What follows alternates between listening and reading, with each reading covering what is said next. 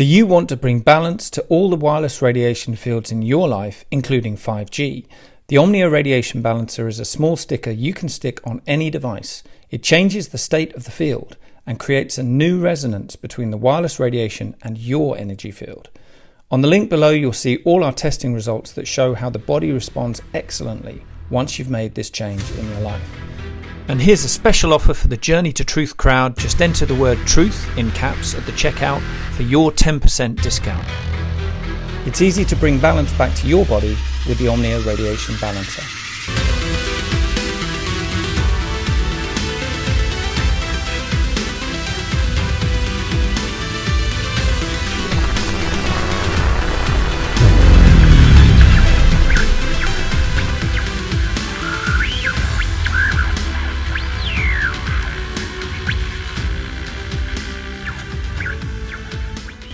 Hey guys, welcome back to Journey to Truth podcast. I felt like I had to go back to the old intro just because Aaron and I are on separate screens again. Yeah, we should use the old intro for this. Yeah, exactly. If you guys can tell, Aaron has finally made his way to Portland, and this is just a temporary setup and until he gets some gear in the mail, which doesn't matter. It's still going to be just as good either way. And tonight we're joined by Alisha Braché, who we're going to learn about here in a few minutes. But I'm going to get into, I'm going to go over a few things before we actually get started. For one, you guys might have noticed that, man, this is weird without you next to me, Aaron. I gotta get used. I know, right? It's super weird. For one, you guys might have noticed that we announced a conference that we're going to be putting on in the Midwest next May, Secret Space Conference. The details will be released soon. We're working on that right now.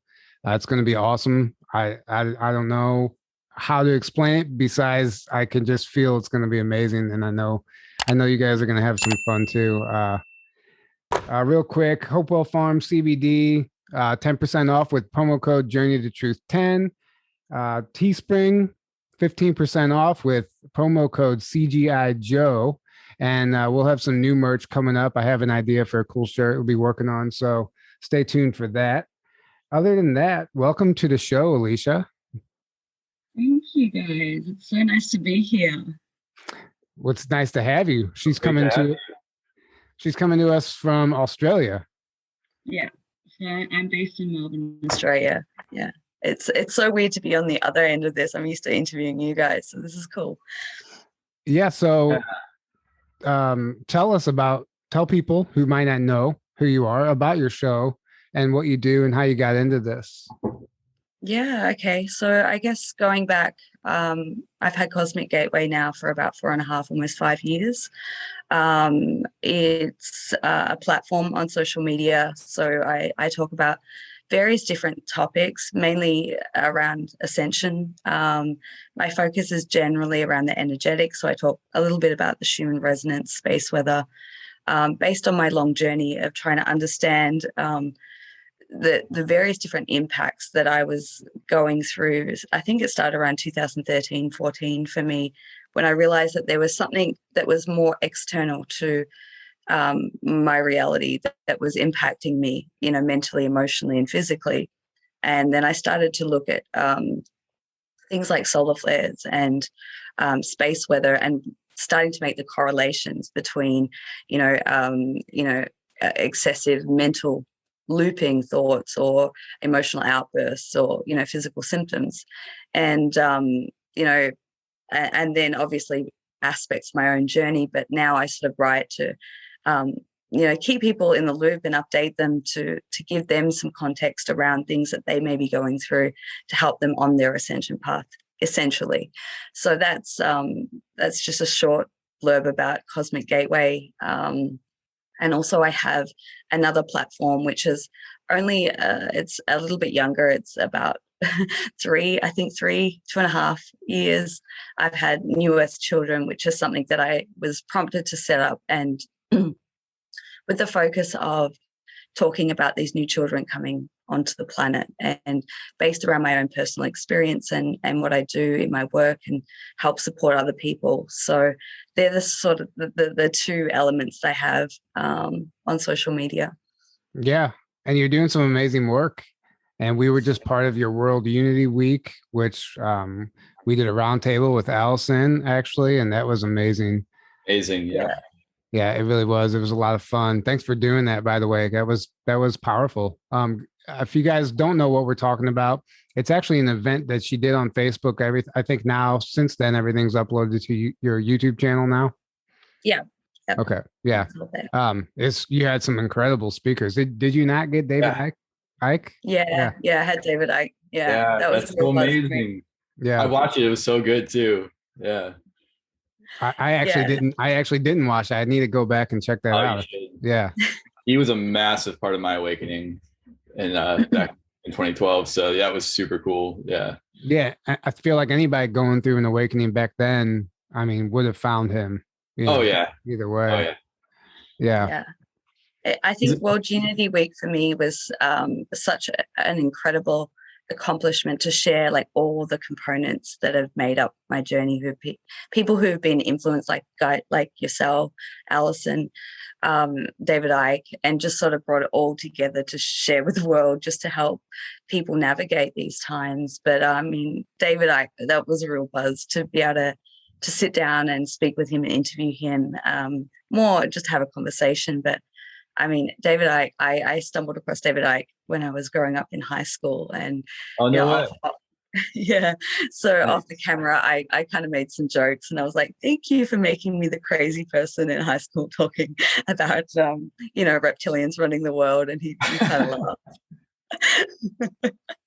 Yeah, and what's funny is there's a lot of people still have a problem with that concept of reptilians. The more and more I get into this, we get all kinds of comments and hate mail and stuff like that sometimes, and people think we're crazy. I mean, actually, lately it's been ramping up on Facebook for me in particular, but it's funny. We just take for granted. We throw these terms around all the time when we talk about reptilians and Pleiadians, Sirians, Andromedans, all of them, Greys. And then, as soon as some of that information hits like the mainstream, or just like somebody outside of this realm, I guess, it's like, holy shit, you might as well be the devil himself, You're either crazy, or it's satanic. If they're super religious, you get a lot of that. Yeah. I mean, that's which I used to be, so I understand the mindset. I get it. But so, Alisha, tell us, why are you here? So I know you're an experiencer. I know this all started for you. It was basically you had the dark night of the soul, and you came out of that. I know you were taken on some ships before, you were operated on. You have hybrid children experiences with that whole program. What you actually refer to as like cryptic pregnancies. You also talk about divine counterparts. There's a lot there, and I'd love to hear about all of it. And if there's anything that you're wanting to get out, that you're feeling compelled to talk about, we'd love to hear it. Yeah, sure. I mean, there's so much to my journey, and there's so many different elements. And I truly believe that a big part of my work is trying to bridge sort of the disclosure community, the galactic, ET community, and the spiritual community, because I feel like I have walked in both worlds my entire life. And I've been I guess you could say I was one of those children who was quite awake and tapped in and tuned in. I realized that I had healing abilities at a very young age, and psychic abilities and things like that. The experiencer part comes in at a much later time, but it's one of those things that you have what I call those holy shit moments where your whole life turns upside down and you realize that the reality that you thought was real is something else. And then you look back over your life and you realize, wow, this has been going on so much longer than just that experience. It was just that one moment where it becomes conscious. And so I guess my conscious contact experiences started around the end of 2015. And that, you know, that's just opened up a whole new world for me. And it's kind of really weird for me to talk about it now because it feels like it's such a long time ago. But it's still a journey that I'm on, and still very much a part of me. So if I go into some specifics, I had a very abrupt Kundalini awakening in 2015, which was catalyzed through a Divine Counterpart journey. And I'll kind of just make a side note here that, you know, that journey it is quite public. You know, people can go and find podcasts and things that I've spoken about that quite openly. You know, that journey has taken many plot twists and changes, and it's at a very different space right now. So I mean,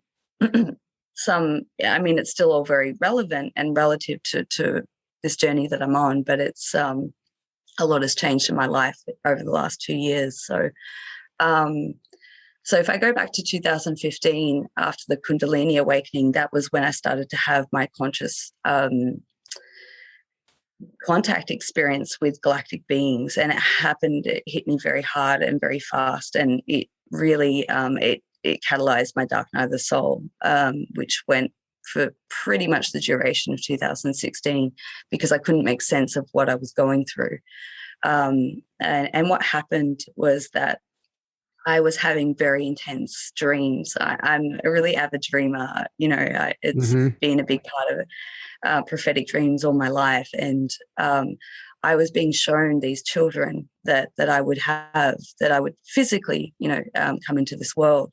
And I couldn't make sense of it at the time because I wasn't planning to have children. It wasn't a part of my world. I just ended a long-term relationship, and I was starting to plan a new life. And I guess some of the situations that happened, or experiences that happened, you know, one night I started having what I would call interdimensional craft showing up. So I'd be out at a party, or I'd be somewhere, and it would always happen late at night. And I would see this, it's kind of like a fluorescent green shape crafts kind of spinning, and then would like float down. And I wasn't the only one that witnessed that. You know, all the people that were with me saw that experience, but everyone kind of like turned and looked at me, and they were like, "What was that?" I was like, "I don't know." And they're like, "Well, that only happened since you arrived, so it's got to be connected to you somehow." And you know, from there, I started having experiences at night where I could feel craft flying above my house, and it was terrifying. I didn't know what to make of it, and I know that what would happen generally, there would be, I guess it's that very typical, you hear often, you know, feeling as though you're being watched, and then something occurs, and then a bright light in the room, and not remember anything. The next day, I have very little recall, to be honest, around being up aboard craft. I know when it happens. There's the signs that I know that happened in my physical body, and the kind of adverse reactions that I have upon waking. But it was around that time where I was intensely having dreams about these children, and at the same time I would wake up with scars and marks on my body. And so there was something that was indicating that there was something going on, and I couldn't really make sense of it at that time. So just to fast track a little bit around that continued for months. And I have a lot of very highly intuitive people in my life. I always have been surrounded by, you know, psychics and healers and things like that. And a lot of people kept saying to me, "Oh, you're pregnant, you're pregnant." I said, "Oh, no, not possible," you know. And so around that time, I went through what I call a interdimensional conception, where I merged with another person's energy essence. There was no physical contact involved. Although that person was present, the next morning I woke up and I had that same feeling that something had happened that I didn't understand. And I knew that my body had changed. And I think the most the sign that really indicated to me the most that something had happened was that being an energetic healer, and that's what I've done for many, many years, there was something different in my energy. When I was working on people, I was having this very high, almost like a rainbow energy that was like emanating through my work. And that was probably the first sign that showed me that something had happened. So it took me a little while to kind of understand, and I was being given and shown a lot of references around that time to Immaculate Conception, and being shown that that was indeed what I was experiencing. And you can imagine the cognitive dissonance around that. You know, I was never raised religious. That's not something that's ever been on my radar. But when I look back, I realized it was the only frame of reference that I had initially. So I was starting to go through those symptoms, pregnancy symptoms, but most prevalent to me was like the energetic expansion that I was feeling in my womb. And so I started researching, trying to understand what was happening to me. And during that phase of the dark night of the soul, I went through and I researched as much as I possibly could. I started to research about hybrid children, and I came across Bridget Nielsen at the time. I think He's awesome.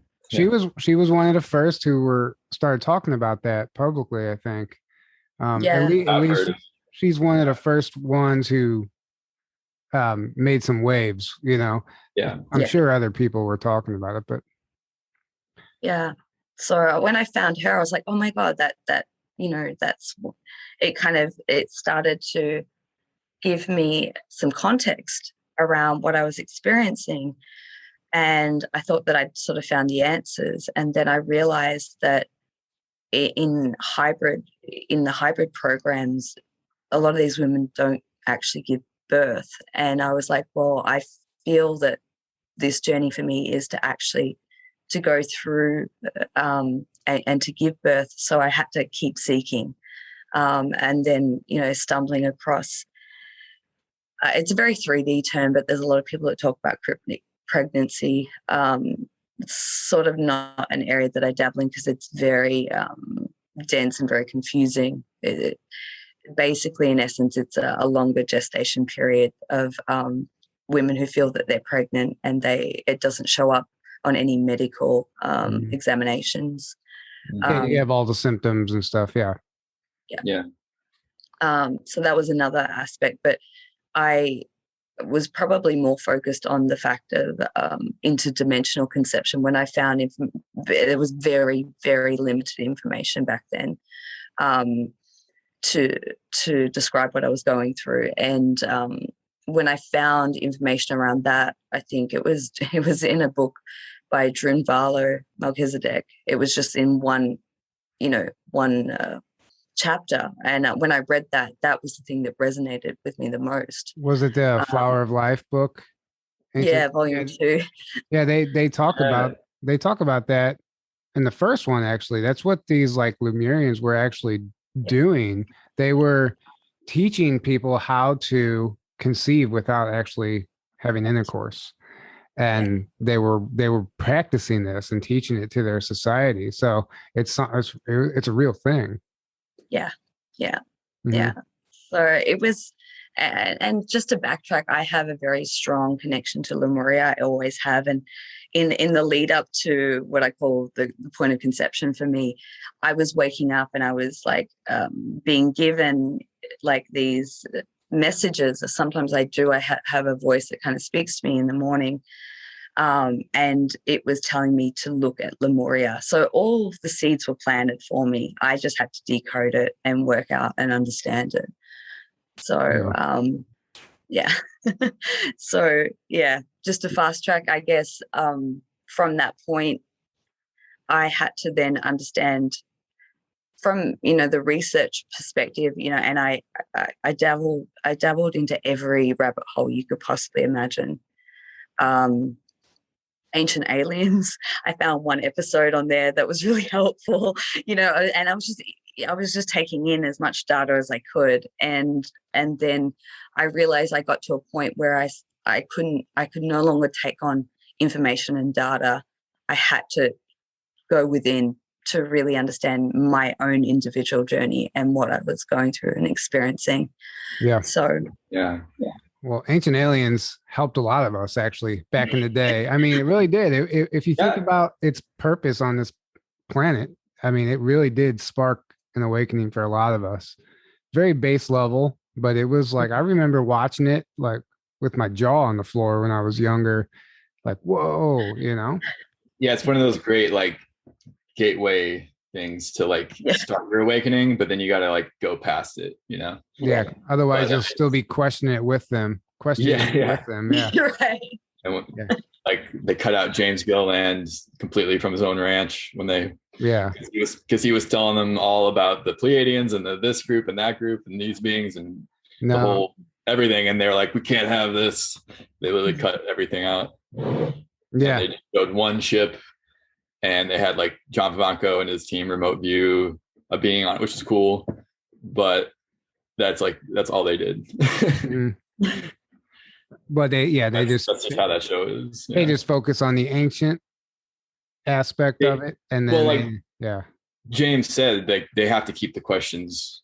They have to keep it like as questions, like, are they real? Like, here's evidence, but is this real? So if you're like giving them answers, they don't want that, because then you're answering. Everything. And then you give all the answers, nobody's going to tune in. That's how they get you back, Yeah, I get it. It's a show. Yeah. They got to get you hooked. So you spoke about, I heard the term, I think it was on one of your interviews or something. You talked about the womb actually being a portal for other star systems. That's actually really interesting to me. Can you elaborate on that? Yeah, sure. So I guess this goes through what I've tuned into my own body through this experience, and also like I work with a lot of women who are going through various different similar experiences, and quite often what I see is when I tune into their sacral or their womb, I can see, and some people talk about that there's a chakra, a womb chakra that sits at the back of the body, which sits somewhere between the sacral and the solar plexus. And it's almost like a portal that allows the soul to come in when a woman has conceived. That's just in very sort of physical terms, what I would classify as a 3D pregnancy. But what I see with women who are bringing in higher frequency children, it's almost like a direct link or portal from other star systems for these children to enter into that space. And, I probably need to share and make it clear at this point that this process that started in the end of 2015 or in the beginning of 2016 for me is still an ongoing process. My body changes. It still holds, the energy and sometimes the physical manifestation of these children yet to be born. And and it's what I see in that process is that because these children are coming from such a higher density, if you will, it's a big process for them to come into physical density. And it's like they will sort of come in and go out, and there was this process. So it's really interesting to see the individual experiences and read people's energy field in their body to access and gain information to understand this process better. Yeah. So what do you mean when you say they come and they leave, they come and they leave? Like, at what stage of the development? Are you talking about like in the womb or like? Okay. Yeah. So that's why I talk about it as an interdimensional pregnancy process, because it really is morphing from one dimension to another, and trying to, I guess, come down into physical form. And Laura Van Tyne has actually spoke about her experience with, and this may or may not be true, but it might be true for her, is that she said it's possible for a child to be born and be without a soul for up to 2 weeks until that physical body is actually ready. Let's just say that the mother is in this low vibration. Maybe she was a drug addict or whatever, and they can't actually be in there all the time because of that density, because it's so dense. So they have to wait until they are far enough away from the birthing to actually enter the body. That's really interesting to think about. Sometimes you're looking at a baby and it's just like you don't see much there. It just kind of looks like nothing's there. Maybe that's the case. Yeah, I would agree with that. And one thing that sort of comes to mind as you say that was one of those prophetic dreams that I had a couple of years ago, where I was walking. I call it a new earth dream because I know it's like in the future. It's that high definition color and light, and I was walking and talking with my daughter, who was probably about 14 at the time. And I was talking to her and asking her questions. I guess I became lucid in that experience. And I was kind of just saying to her, do you know how you were conceived? And to her, it was like so natural and normal. It was an energetic merging process that took place. And I looked at her and I said, do you know that nobody believed me at that time? Like, do you know how hard that was? You know, as your parents do, you know, back in my day kind of thing. And and I said to her, do you remember your time in the womb? And she screwed her face up at me and she said, I didn't like it very much. And really? Yeah. Wow. Yeah. So is there anything that you're experiencing now currently that I know you've told us off camera that you're going through some stuff. Is there anything you'd like to share with the audience that you might think would be relevant? That's you put me on the spot now. Well, it's to put you on the spot. If you're comfortable, you know. Well, look, you know, a lot of people ask me this, and I don't talk about it a lot these days because it's still a process that I'm in, and I don't have all the answers, and I'm not at the end of it. But this process that began many years ago is still ongoing. You know, I still have all the physical symptoms of pregnancy. I look quite pregnant physically, so I'm always keeping the camera. To be honest, I always keep the camera, you know, so there's no full shot. It's hard to navigate 3D existence while going through this process, and for the duration of this has made me much more highly sensitive to energies, more so than I ever was before. So, you know, going through the tumultuous changes that are happening on the planet, you know, I have to keep my energy very clear, very clean. And, you know, I let go of timelines and time frames. I realize that there's a divine timing. I truly believe that when I talk about this, I talk about it to help other women who are also going through this process, to help them heal and understand. But I do believe that there's certain components that need to come into play in order for this process to be completed.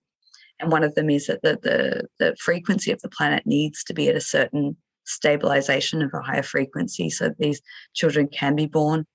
It won't happen before then. And I think that's just going back to the bridging of the spiritual and the you know, disclosure community.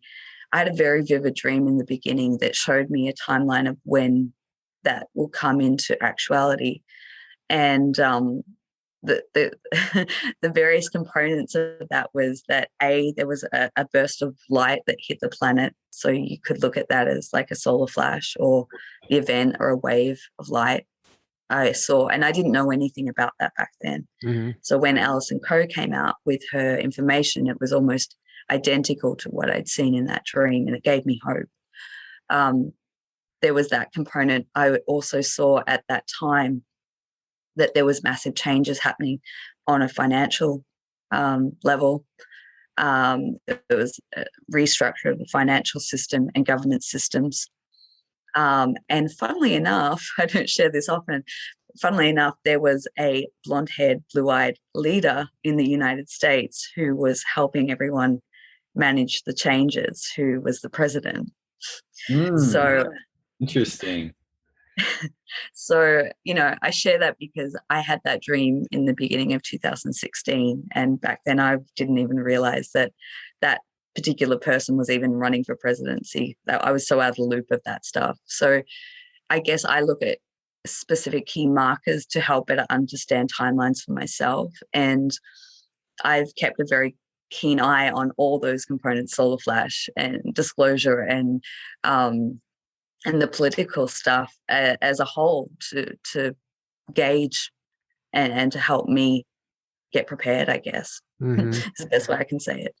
It all ties together, even down to the politics. If you're paying attention, it's a show. Obviously, clearly we're watching a movie at this point.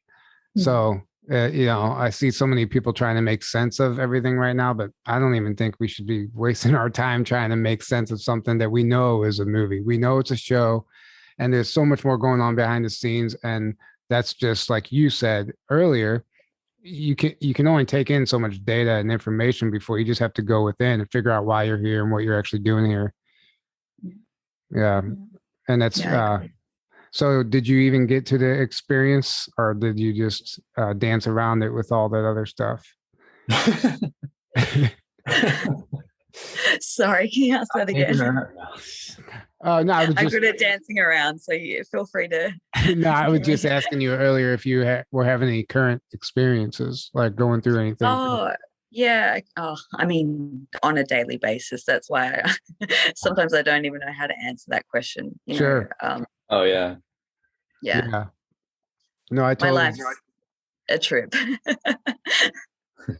Well, yeah, it's hard to even know.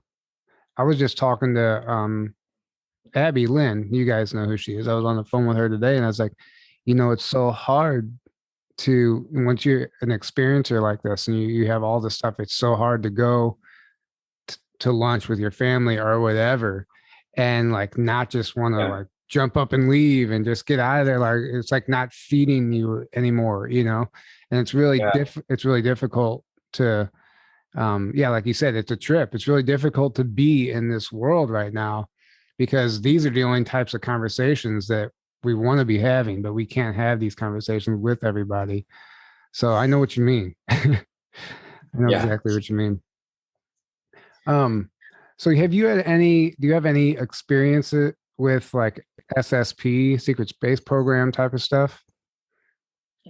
All right, let's hear it. Yeah. Let's hear it. I actually kind of knew this already. That's why I asked you that. But I want to dive into it a little more. Yeah. So what does that look like for you? Yeah. It's really interesting because that's a relatively new piece of the puzzle for me that I'm trying to make sense of. As far as I can gather at this point, I don't believe that I am in the programs as such. Although I do have direct access to viewing through my dream space. I'm highly active in my dream space, very regularly. And this is something that's been ongoing for many years. And I think it started to really come into light for me around the end of last year. I think I came across secret space program information probably around 2016.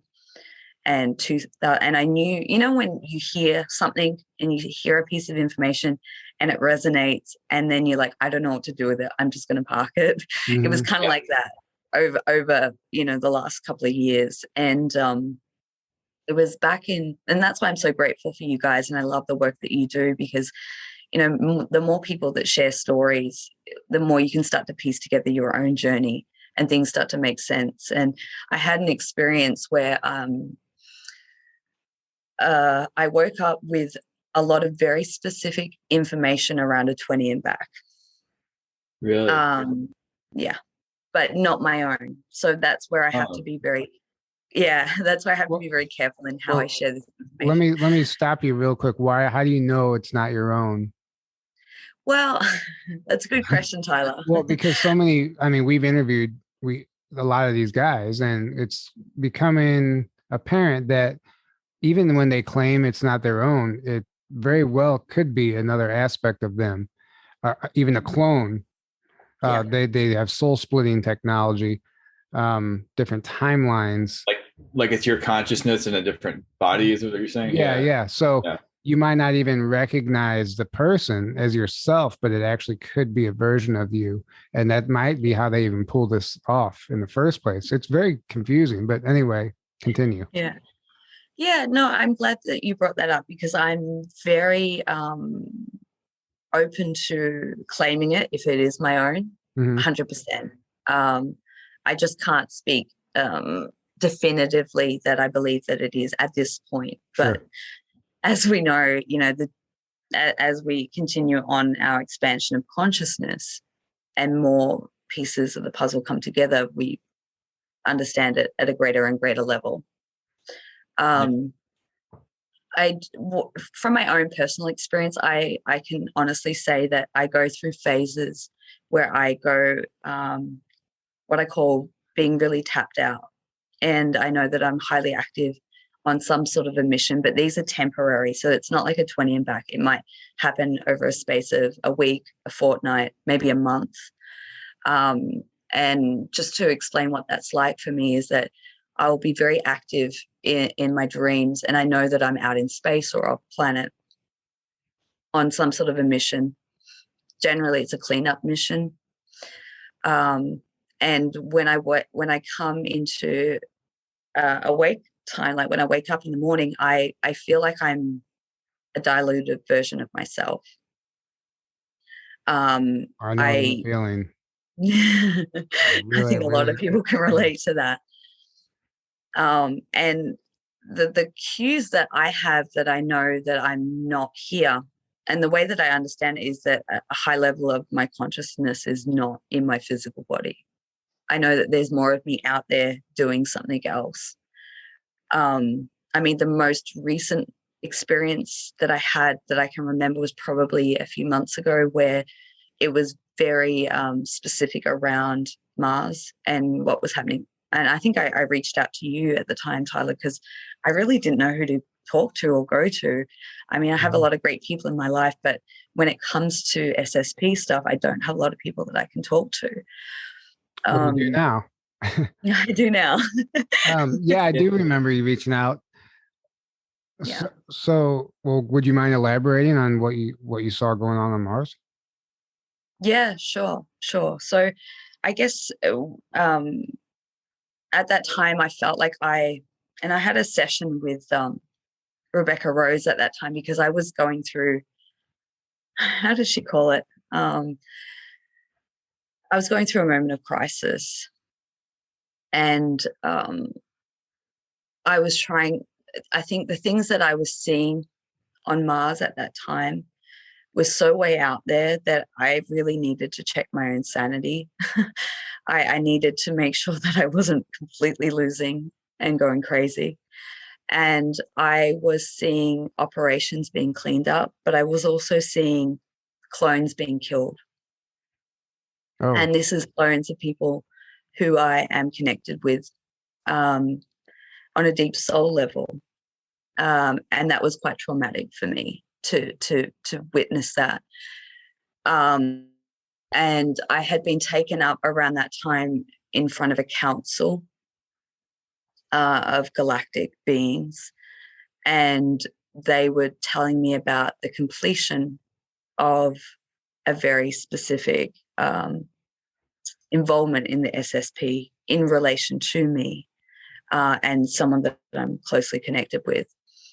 And at that time, that basically they were saying that the contract has ended and that the fragmented aspects of the soul were coming back online to that person in their human body, and that a healing process would begin, and I was to help facilitate that process, which is something that I do in my work. So I guess it was a heads up for me. And it's funny, as I speak about that now, I haven't had a lot of those experiences since then. So maybe there is a part of me that is connected to that I'm yet to explore and unpack. Oh, I'm sure of it. I mean, whenever you reached out to me that one time and we ended up having a session, I ended up having a session with you. There was some SSP stuff as well. And I mean, that wouldn't happen if you weren't involved, I don't think, So when you started this, when I stopped you earlier, you said you woke up with some very specific information surrounding the 20 and back. Did you already tell us what that was, or? No, no. Can you go into that? Yeah, sure. So the information was basically how they do the age regression process, and how, I guess, similar to what I was just explaining to you, how you go through that phase of not really being incorporated or integrated and feeling tapped out, and basically showing me what a person's life is like while they're coexisting through various programs, and what that looks like on a human level. And anyway, the information was quite specific, and once again, it was one of those things that I parked, and I was like, oh, for a later time. And it was about a couple of months after that I was at my parents' house, and I walked in, and my dad was watching your show back in January. Yeah. And it was Tony.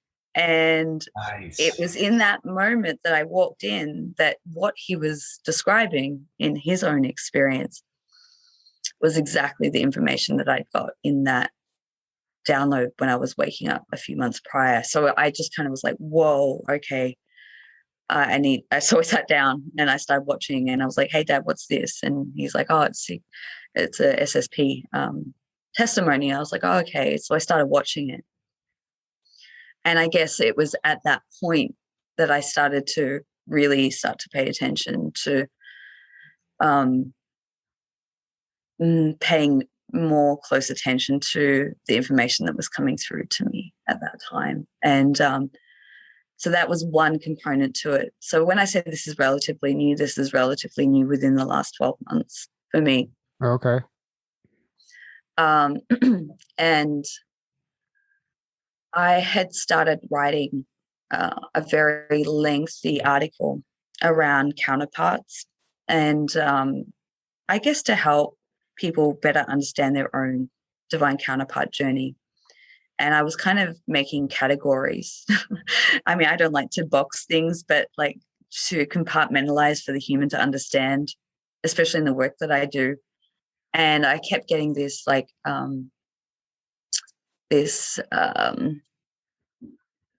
name, Galactic Counterpart. And I was like, it was something that I'd sort of dabbled in over the years of working with various different clients on a divine counterpart journey, seeing that some have a lot of earth human, soul journey together. And then some have a totally different frequency, and some very specifically have a soul connection from off planet. And so for me, just to compartmentalize, and I was trying to write that article, and I had writer's block, and I had this little voice said, go watch Journey to Truth. And I was like, I hope everybody has that voice. You do. I hope so too. And I clicked on, and you guys were doing a live Q&A, I think with Tony and Rebecca and Johan, yeah. Oh yeah, that was awesome. That changed everything for me, because I clicked on that, and I came in late, and at the moment I clicked on it, he was talking about or you guys were talking about divine counterparts in the SSP, and no way. Yeah, Johan was talking about how they actually take these kids and put them together in the programs, and they basically raise them together and they do all their training together. So when they finally meet as an adult, there's this soul recognition there that they don't remember from the childhood programs. And that would make a lot of sense for some people listening to this. Yeah. So after I listened to that, there was so many such specific details that I could relate to. And at that point in my entire work, it had never even crossed my mind about, counterparts being used in the programs. And it makes complete sense to me, when it was delivered in that way. Of course, when people share such a strong connection and they can feel and experience and witness what the other is in any moment, it makes sense. And I think there were things that Johan said that triggered a lot of memories of conversations that I'd had, over the years with a certain person. And it was at that moment, it was like the things that I had parked over many, many years sort of came into crystal clear vision for me to understand things a lot better. The things that hadn't made sense to me. So, and there's another aspect that they actually we're going to be getting into with next week's guest, who I won't disclose yet, but he has experience in the programs, and he specifically has experience in the twin program. They take twins, and because just like you said, the divine counterpart, it's better than a clone. It's better than anything because twins are basically the same, on the same wavelength. And there's actually a whole separate program where they specifically utilize twins. And it's a really, really good information. So we'll be getting into that next week. I'm excited to watch that. Mm-hmm. I'll probably learn something, and I'll probably get really highly activated. Yeah. There's tons of there's so much new information coming forward. We're just gonna have to we're gonna find ourselves keep going back to the drawing board. We're gonna keep going back to the drawing board because we're like, wait a second, you think you have it figured out, then all of a sudden this new theory, this new concept presents itself. That's why I like listening to Ivan Teller's channelings. As out there as it might seem, the new concepts that I gain from listening to him, I mean, it just broadens everything and gives you new perspectives and outlooks on things that we're not learning about from anybody. And it's really cool. It's just like expanding. Doesn't have to be real, but it helps you really not get married to any of these ideas, Yeah. I completely agree. And I think the work that I've done in the space around divine counterparts is continually growing and expanding, and I'm learning new things. And I always say, I'll be honest, it was something that I never really wanted to delve into because there's so much hype around it and there's so much disinformation. And, I guess I've heard people use the term, PSYOP and things like that. The twin flame PSYOP, yeah. And I would agree with that. That happens. There's a book called Alien Love Bite, and it talks all about that. These groups actually make two people falsely fall in love, and it's actually a one-way street. So one person loves this person, but they don't love them back, and they're having all these astral experiences. The other person's not, and this other person's heartbroken, and they're farming that loosh. They're feeding off of that energy, and it actually creates like a triangle. It's like one person is in love with this person, but this person's in love with that person. Yeah. And even if it's not that, I've literally seen people use it as an excuse to stay in a very unhealthy relationship, or where like one person's clearly a narcissist and is being abusive and all the rest. And they're like, oh, that's just what they do. He's the runner, I'm the chaser, or the whatever. And it's like, no, that's an abusive relationship. That's what that is. But I've literally seen people, because they really want it to be true for whatever reason, They would use the twin flame as an excuse. But I do believe it is a real thing. Like you said, there is the true divine counterparts that, but I believe you are able to feel the resonance of that, like the purity of that. And, us that are on that level, we can tell when it's real, Yeah. Thanks for saying that. That's actually a great point to bring up. Yeah, I'm glad that you both touched on that, because I do agree. And I think that was the hesitancy that made me want to do this work and talk about this topic, because you get all types, and, I think that was one of the reasons that I wrote that really long article to talk about it, because I always come back to two components that I think is the most important in terms of soul connection, is to understand the origins and the purpose. And when you can look at that, then you can, work within your own ascension process to, regardless of what is happening in the physical, if you can work in understanding like the origins of what your soul has gone through together, where it comes from, what, let's say, what sort of karmic implications you may have brought forth together to work out and learn and evolve through. And then also looking at what the purpose is, because a lot of the times there is a greater soul mission that is to be birthed through, two people coming together, especially when they hold a higher frequency. And that in itself is, the game-changing component. And I think that that's why counterparts are so important on the planet at this time, because they do bring in that frequency of unconditional love that is beyond space and time, and transcends what we understand on a human level of love. Yeah. And sometimes it can be heartbreaking and tragic. And so every journey is very unique and different. And I have seen some beautiful things. I've experienced some beautiful things. And I've also seen some really horrendous, interference and all, dark and light in this sort of community. Well, comes down to the spiritual war. It's a war. I mean, down to the individual, down to the experiences we're having. If you're not fully aware of who you are and who your guides are, who's helping you, you can be you might be being tricked. Is what I'm trying to say, or fooled. It's scary, but they're not dumb. They know us better than we know ourselves, and it's you just have to be cautious. Protection, do the work. I mean, it's no joke. As we draw closer to this ascension, we're gonna have to make this our reality. We can't ignore this stuff. Not at all.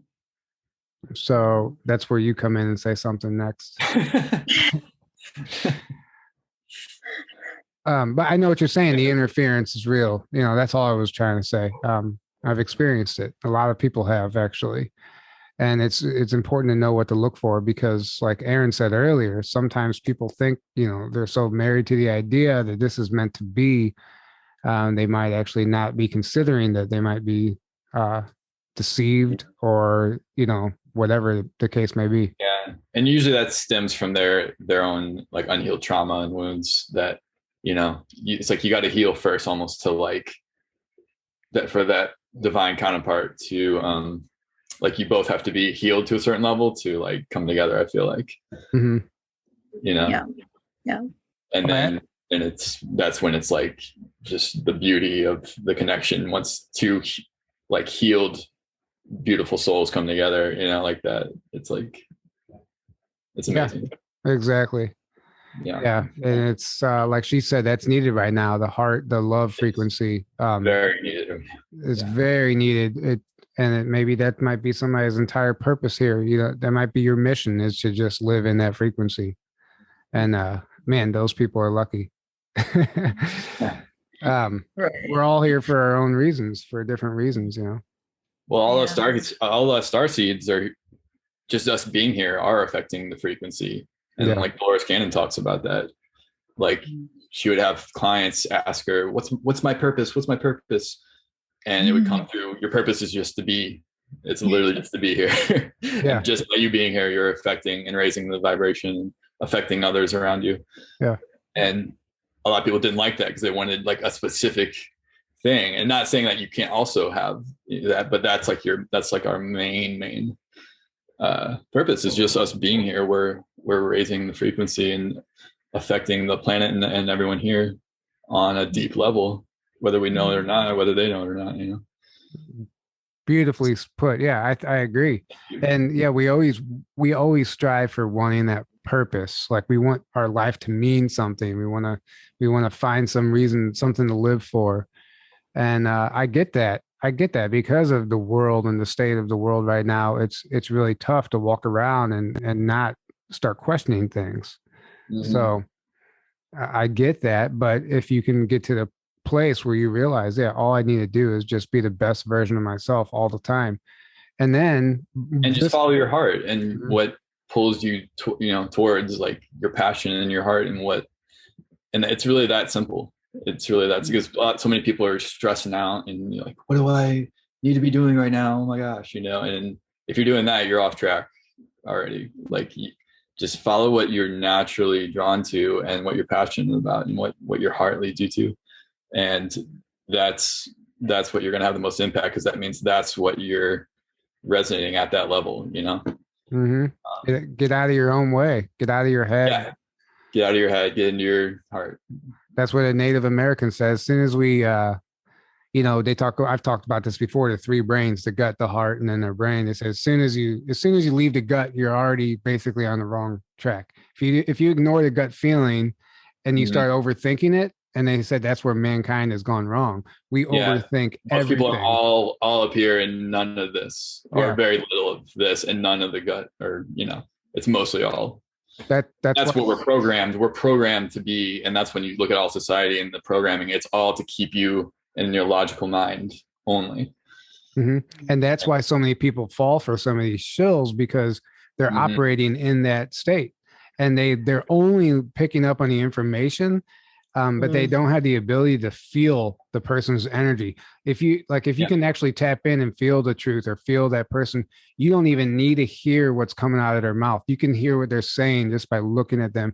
And most of the time with certain people like Austin Steinbart, I'll just say it, like that's what's happening. And I don't care who gets triggered by that. That's exactly, people are wowed by the information.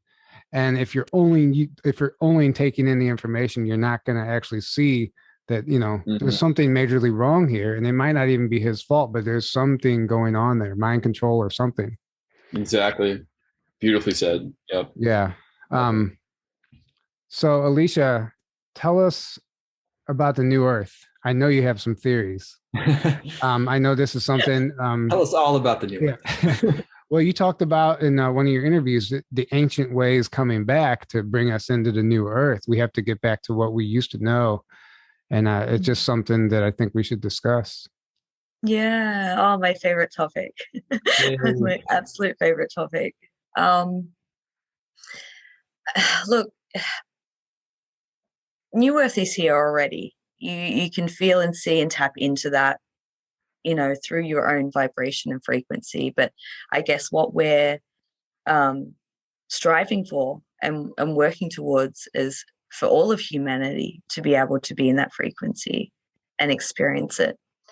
I think my work with New Earth children is that I think that for people like myself and women going through this journey, where as a part of that process, we're really anchoring in new frequencies to not only birth children, but birth new energies to help Gaia herself go through her rebirth and ascension process.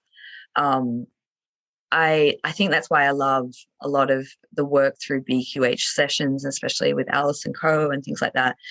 I can say almost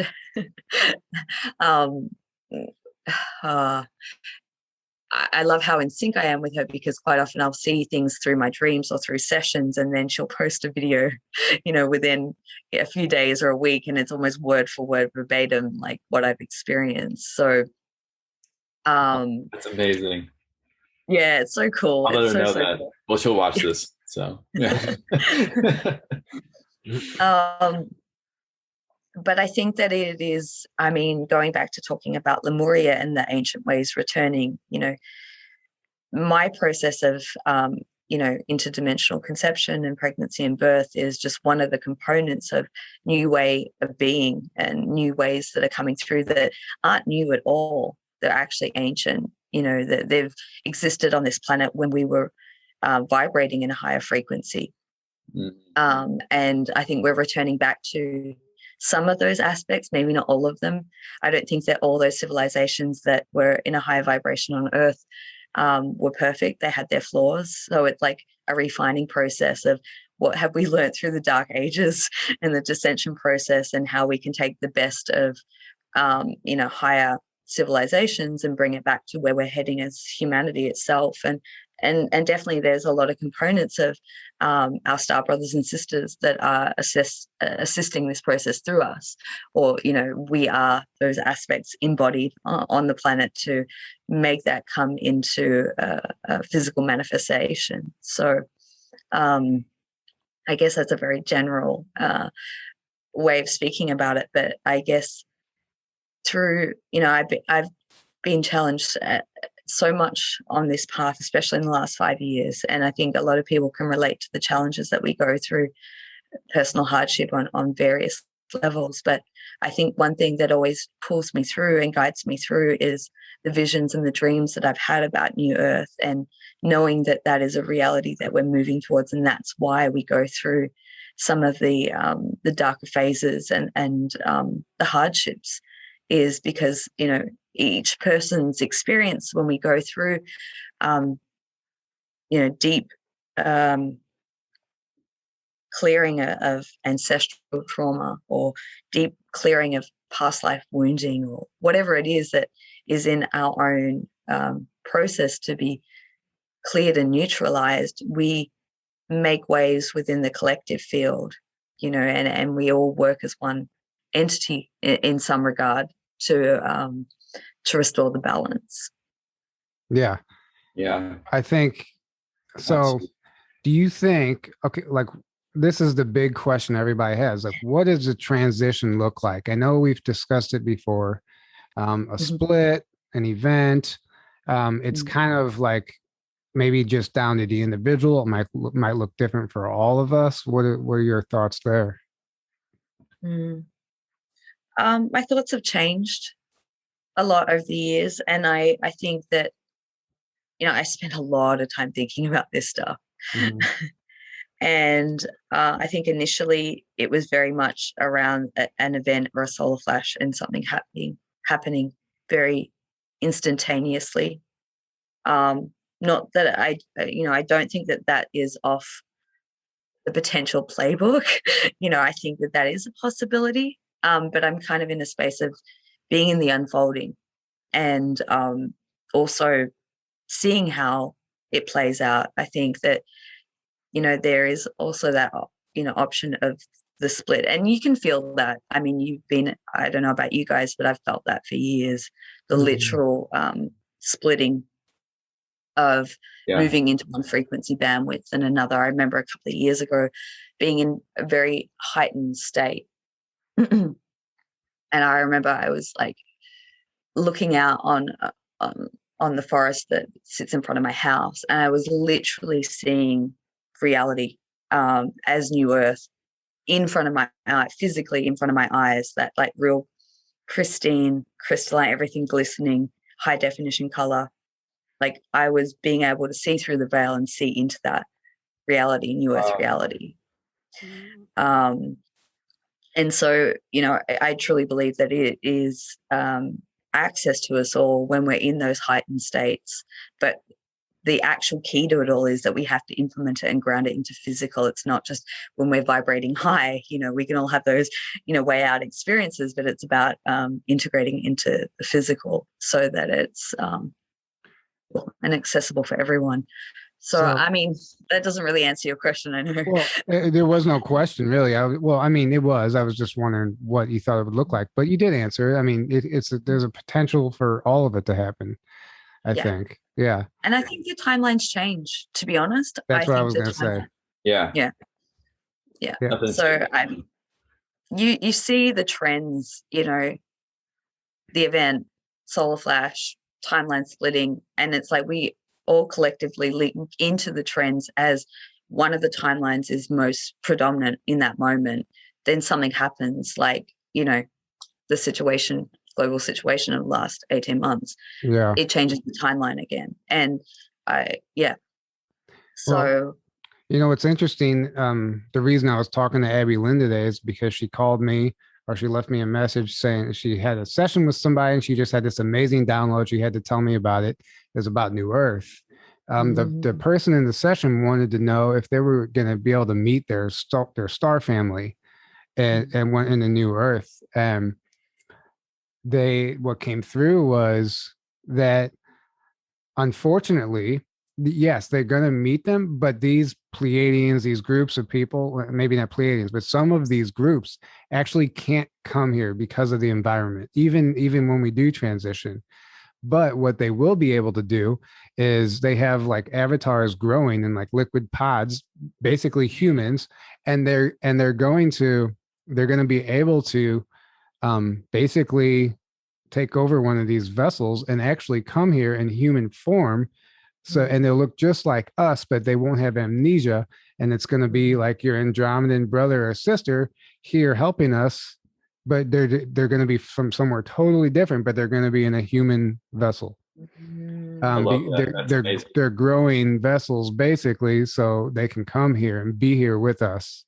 And they say it doesn't matter that they won't look like what we're used to seeing them like when we have these experiences. We're going to recognize the soul. And she was like, I guess this was like a new concept that she had never heard of or thought of. And it just came through this session today.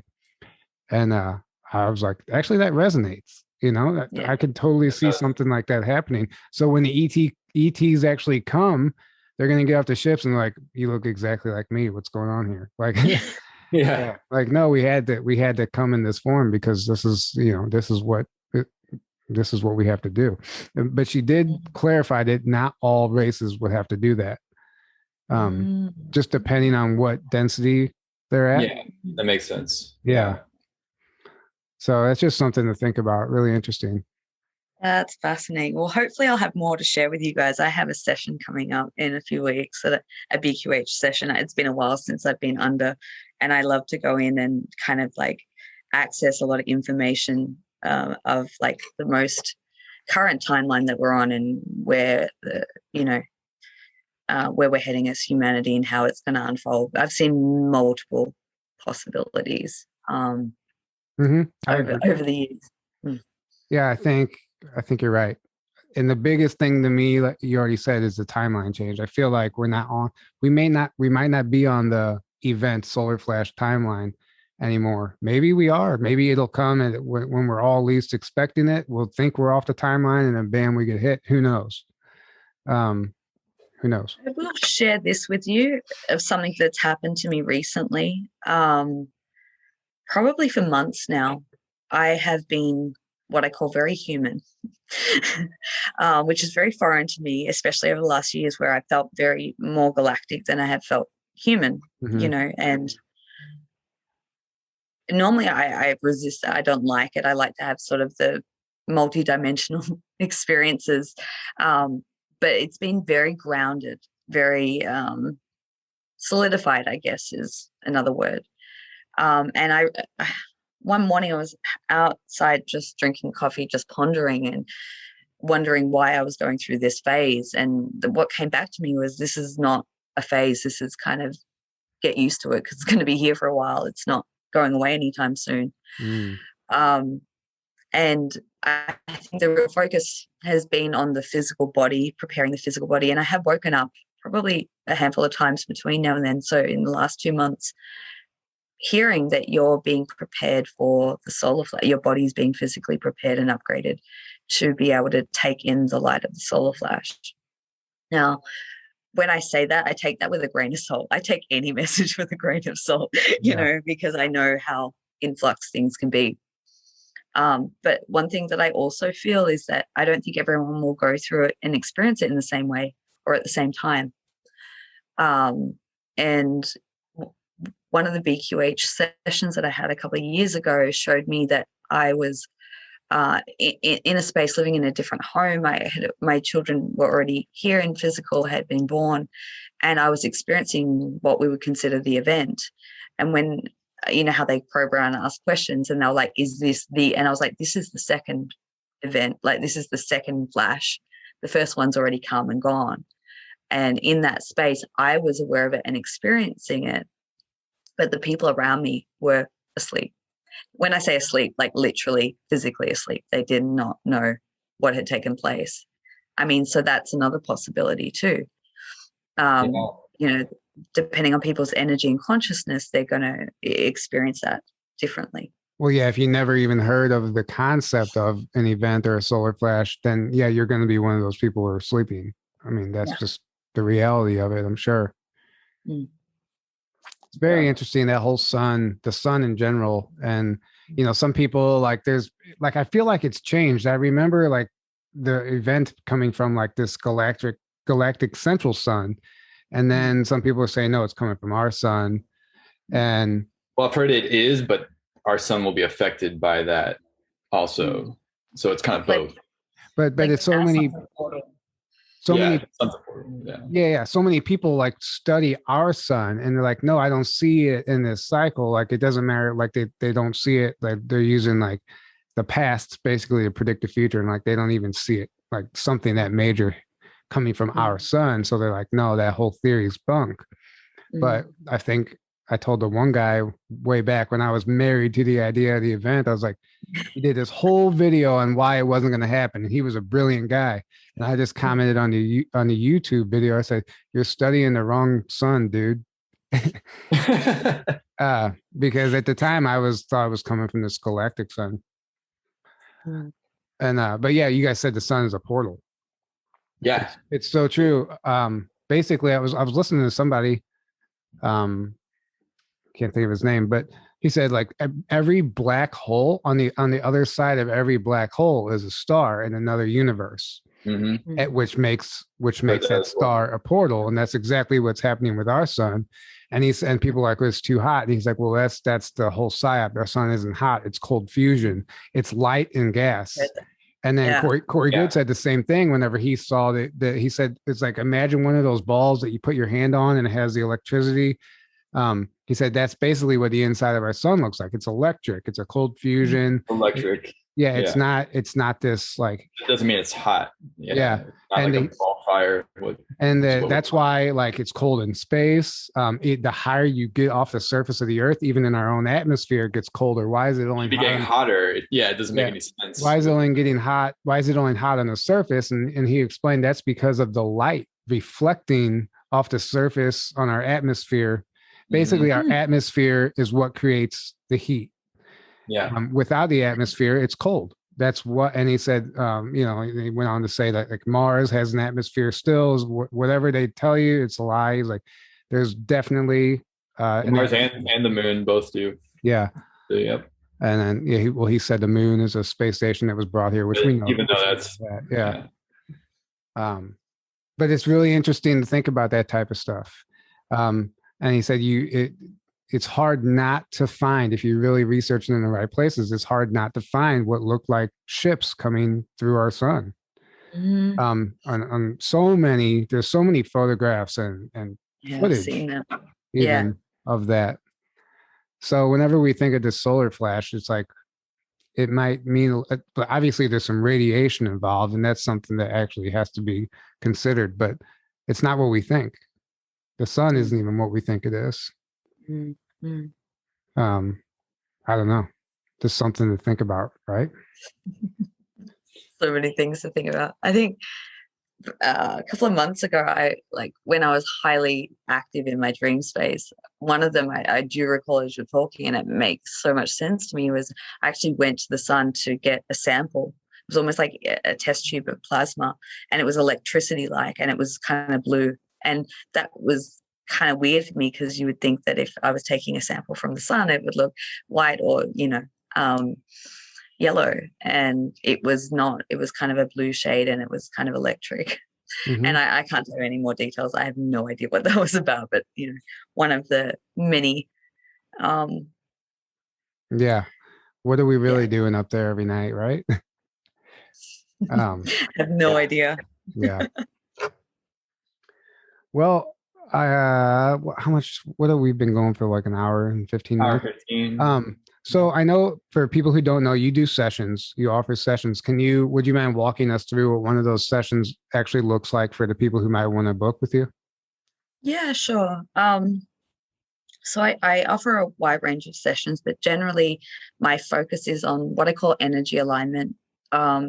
So during my conscious contact back in 2015, I've been doing hands-on healing since I was a kid, and then it sort of progressed. I learned and studied different modalities, but every time I was like, oh, why am I here? I kind of know this, you know.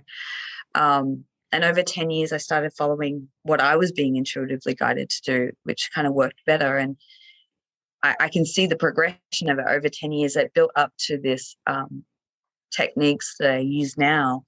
And I was downloaded at that time. That was when I heard during the sessions, you're now channeling the Arcturian ray. And I had absolutely no idea what that was. So I would tell the clients and they'd be like, what's that? I'm like, I have no idea. But that coincided with all the things that I discussed earlier in the interview. And so I work with what I would consider very much I work a lot with Arcturian energy. That is like one of my primary kind of galactic components or aspects. I do a wide range of things. So I can read, I can soul read, I can read into people's energy field and their memories. So I normally go in and access a lot of information that is relative to them at this time in their soul's path. But I do energetic adjustments, psychic surgeries, things like that. It's growing and developing all the time, which is really kind of cool. I love the work that I do. Go ahead. Sorry. I was just going to say, like, what has kind of, you know, I feel that I attract the clients that obviously resonate with me, but generally people, like you were saying before, show up in my reality when there's a shared experience there. That's just how it works. You attract them. You attract them, or you hunt them down like you did me. You're like, hey, listen, bro, you gotta do a session. Something's coming through. Yeah. Yeah. Occasionally I'll get that, and I try and ignore it, but it like haunts me for days, and I know that won't go away. And I know there's always a reason for that. So I just trust. But yeah, I mean, since the SSP thing has opened the door in my life, I find that I'm starting to attract a lot of people who are bringing back their memories and starting to unpack that and helping people through that process of soul retrieval, so on a galactic level. Mm-hmm. There's a process that I do that is like called soul or star mapping, where I can kind of read into the field of different components of them and help embed that almost like a soul retrieval.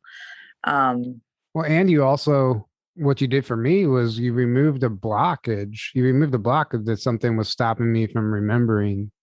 And if you remember, I don't know if you remember. I don't remember. Yeah.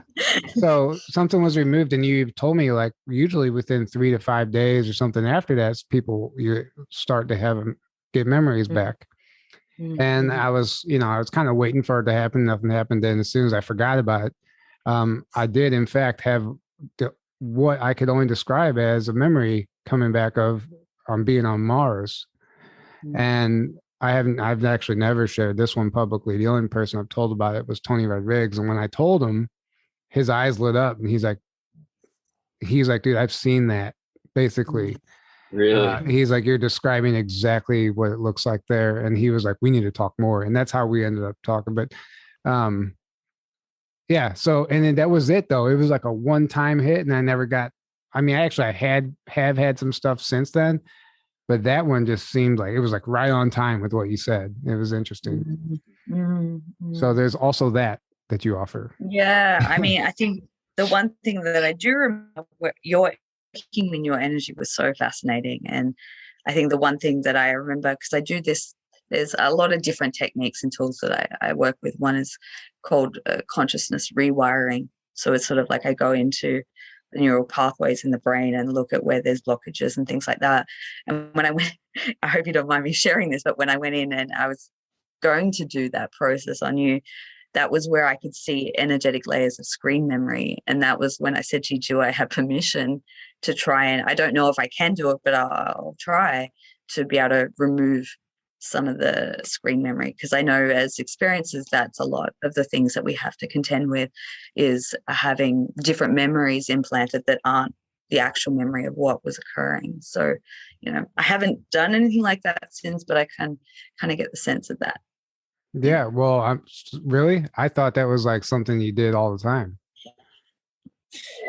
I'm not joking. I'm not joking. Like it was so natural when you did it. I always say that working on a person is so individual. So it's never one session is the same. And I guess I just have the confidence now that I can, work with the guidance of my team, but also the people that I'm working with, and what is in the highest best good for them. And I know that a lot of these memories can be ultimately very traumatic for someone. And if someone's not ready to unpack and process it, I know that there's kind of like a safeguard. It doesn't matter what I do, it's not going to happen if that person's not ready or if it's not in their highest good. So well, it's really, I think you should explore that more, because it was actually helpful for me, Yeah, I've thought a lot about this year about things that I'd like to do on a greater scale to help support experiences, especially those in the programs.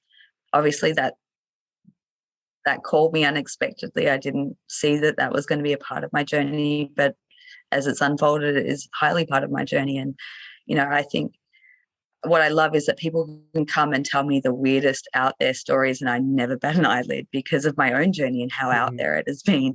So, people can tell me pretty much anything. And obviously, I have my level of discernment and truth, and, listening to, is that a trauma-based, perception, or is that, actuality and things like that. But so, I do primarily energy work and like psychic work.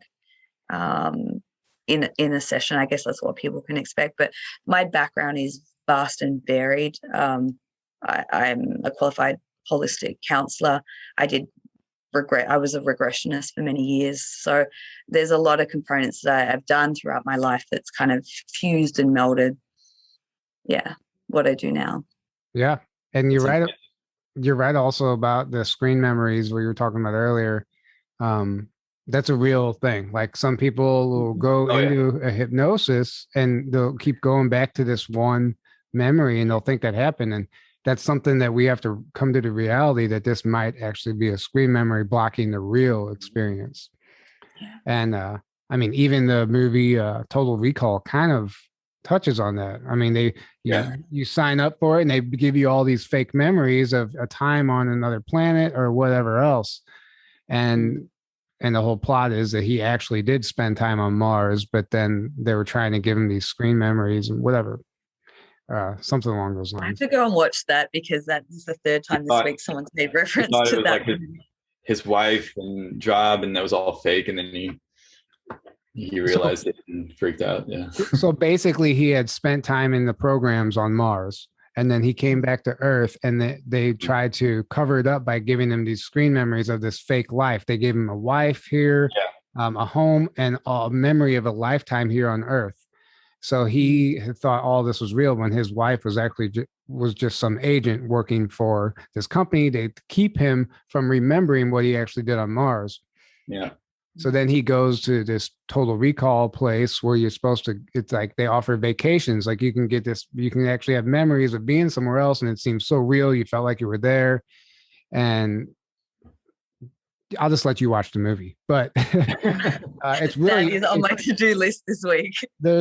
It's total disclosure of the SSP or age regression type of stuff. And then there's a remake in 2012, Total Recall. I recommend watching both of them. Yeah. Okay. Put them both on my thank you. Yeah. So I guess we'll start wrapping it up. This was incredible. Thank you. We touched everything. Yeah, we did. Thank you so much. Yeah, it was amazing. Yeah. Do you have anything coming up that you want to share with us before we go? No, not at this stage. Nothing specific, but yeah, I hope that this conversation has helped someone out there. And you know, I think that it's, as hard as it is sharing personal stories, I really encourage people to find the bravery to come out and talk openly when they feel compelled to, and overcome, you know, fears and things like that. Because I know that in my process of speaking publicly about these things has really changed my world in beautiful ways. And the way that I have been received from what my mind or ego wanted to tell me of, like, the you know, people will discredit you and ridicule you and all that sort of stuff. My experience has been very, very different since I came out publicly in 2018 and talked about some of these things. And it doesn't matter what your journey is like. It's all very individual, but it all comes together in the one process of where we're all heading as, you know, human race into New Earth. And I think the more that people share and open and transparent, it helps us all heal and put the pieces of the puzzle together. Beautiful. Absolutely. Where can people find you to book? Cosmic Gateway. So it's Cosmic G and then the number 8 way.com is my main website, and also New Earth Children, but that's still being developed at this point. So Cosmic Gateway is the best way that people contact and find me. And that link will be in the description. So thank you so much for doing this.